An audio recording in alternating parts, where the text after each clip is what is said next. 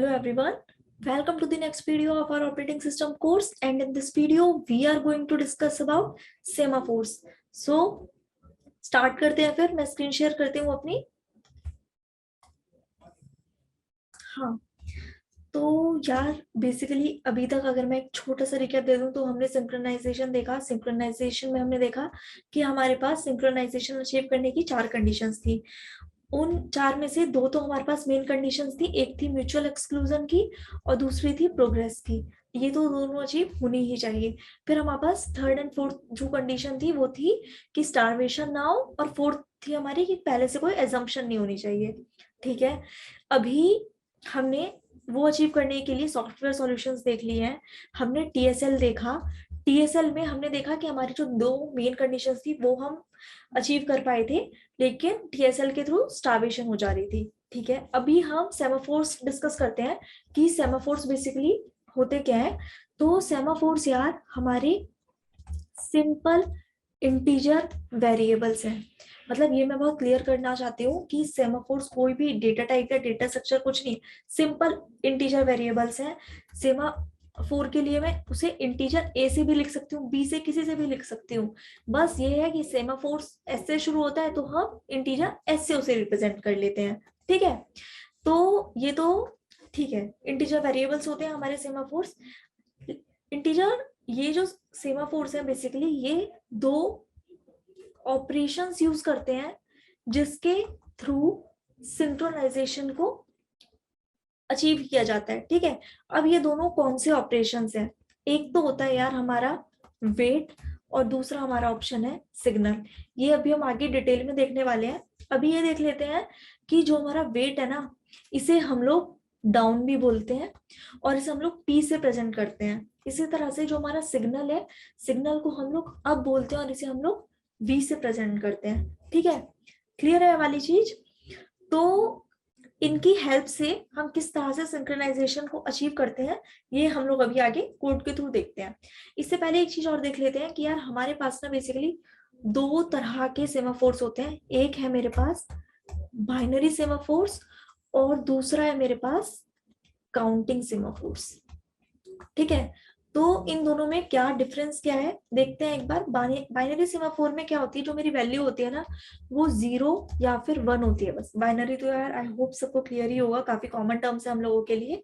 तो binary semaphore में बस 2 वैल्यूज होती हैं, 0 या फिर 1। और काउंटिंग में क्या है, कोई रेंज डिफाइंड नहीं है, -∞ टू इन्फिनिटी कुछ भी वैल्यू हो सकती है। तो कहाँ कहाँ हम ये यूज करते हैं, मतलब कहाँ हम बाइनरी सेमाफोर यूज करेंगे, कहाँ काउंटिंग सेमाफोर यूज करेंगे, एक बार देख लेते हैं। यार बाइनरी सेमाफोर के लिए एक एग्जांपल लेते हैं कि लेट्स से कि एक बंदा है P1। ठीक है, वो किसी ऑनलाइन शॉपिंग की वेबसाइट पे गया, उससे मोबाइल देखा कि एक मोबाइल फोन था और वो स्टॉक में ना एक ही मोबाइल फोन है। ठीक है, उसने देखा कि ये तो एक ही मोबाइल फोन बचा है। उसने उसे कार्ट में ऐड किया और अब उसने उसकी पेमेंट करनी शुरू कर दी। ठीक है, क्या हुआ, जब P1 पेमेंट कर रहा है तो उसकी जो ट्रांजैक्शन है ना उसमें बहुत टाइम लग गया। ठीक है, उसमें वहां टाइम लग रहा है, इतने में क्या हुआ, P2 आया। P2 ने देखा कि एक ही मोबाइल है, एक ही मोबाइल फोन है स्टॉक में, और उसने पेमेंट करी, उसकी ट्रांजैक्शन जल्दी हो गई और उसे मोबाइल फोन मिल गया। अब इतनी देर में P1 की भी ट्रांजैक्शन पूरी हो गई, पर मोबाइल फोन तो ऑलरेडी P2 को जा चुका है, P1 को तो अब कुछ नहीं मिलने वाला। तो बेसिकली इस ये जो सिचुएशन है ये आनी तो नहीं चाहिए थी। अगर P1 ट्रांजैक्शन कर रहा है तो उसकी मतलब ट्रांजैक्शन जब तक कंप्लीट नहीं हो जाती तब तक P2 को उसे एक्सेस करने की परमिशन नहीं होनी चाहिए थी। या फिर मतलब ऐसा कुछ होना चाहिए था कि अगर P2 ने कर लिया है, मतलब P2 ले गया है तो P1 की ट्रांजैक्शन ना हो। मतलब बेसिकली इस केस में क्या है कि अगर मेरे पास एक ही रिसोर्स है तो उसे एक ही बंदा एक्सेस कर पाए ना, ऐसा कुछ लॉक होना चाहिए। तो इस सिचुएशन में जब मेरे पास एक ही रिसोर्स है और एक ही बंदा उसे यूज कर पाए, उसके लिए हम लोग बाइनरी सेमाफोर यूज करते हैं। ठीक है, काउंटिंग सेमाफोर में क्या कर रहे हैं, काउंटिंग सेमाफोर कब आता है, ऐसे मानो कि अगर 5 प्रिंटर हैं।